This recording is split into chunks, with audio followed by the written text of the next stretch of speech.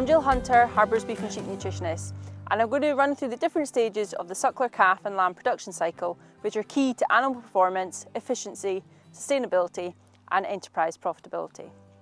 To maintain our place in a demanding supply chain, we are increasingly being encouraged and tasked to improve our efficiency and reduce our carbon footprint.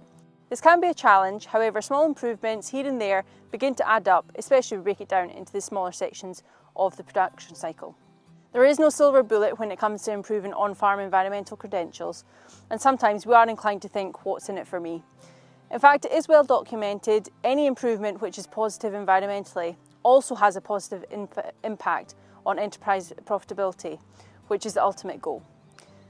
Animals which spend less days on farm tend to result in a lower environmental impact and increased profit margin, simply because there are fewer inputs assigned to maintenance. First, we have to think about creep feeding. Young calves and lambs alike have an inbuilt feed efficiency which should be utilised to its fullest. Creep feeding is an exceptionally good way of capturing the benefits of this natural inbuilt feed efficiency in young animals.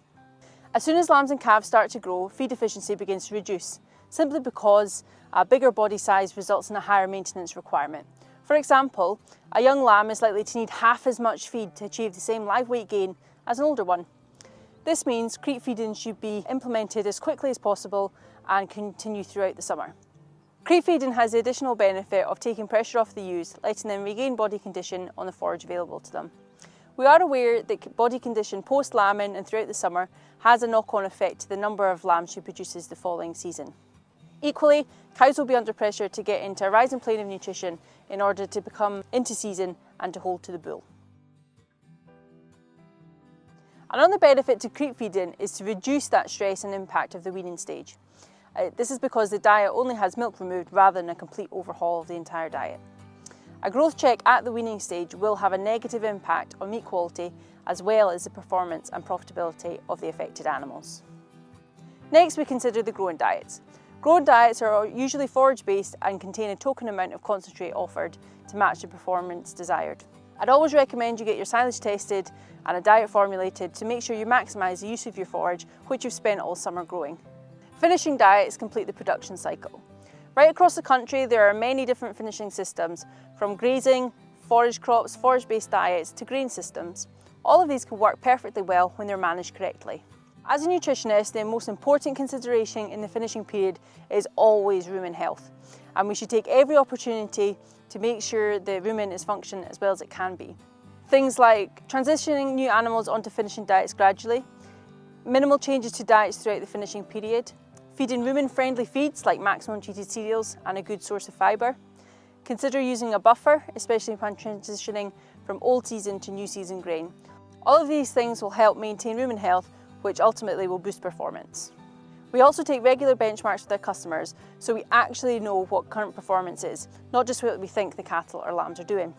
From this, we can look at suggested diet changes and model expected outcomes, allowing customers to make informed and practical decisions. Finally, it's worth considering how Rumitech can fit into this production cycle. Rumitech is a unique carbon trust assured additive which we've shown to increase feed efficiency by 10%, meaning you get the same performance with 10% less feed. Rumitech comes in standard across our range of powdered minerals, protein concentrates and compounded feeds, which means you can increase your feed efficiency across all your young stock with minimal effort. Also, recent trials show that animals fed Rumitech laid down a greater loin eye muscle area, which benefits both commercial and pedigree producers alike. Rumitech works very simply by altering the microbes in the rumen. We get less of the microbes which produce methane, meaning less methane is produced and less energy used to belch out that methane. This is a big tick for sustainability. We also get more of the rumen microbes which digest forage, resulting in better fibre utilisation, so there's more energy available to the animal. Combined, this results in animals not eating as much feed to consume the same amount of energy, which results in improvement in feed conversion ratio and a reduced cost per kilo gain. So to summarise, nutrition, management and genetics all have equal roles to play in animal performance. However, the investment in quality feed, good advice and Rumitech will all pay dividends when it comes to the efficiency and profitability of your herd or flock, while also boosting the environmental credentials of your business, which will inevitably become more of a focus in the future. Finally, from everybody here at Harbro, we'd just like to wish all of our customers a safe and successful Highland showcase.